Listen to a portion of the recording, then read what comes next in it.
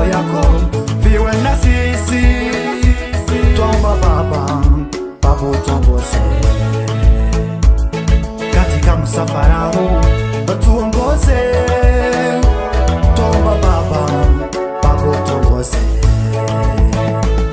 Mungu wako uwe mbele zetu, hata na macho yako yawe na sisi.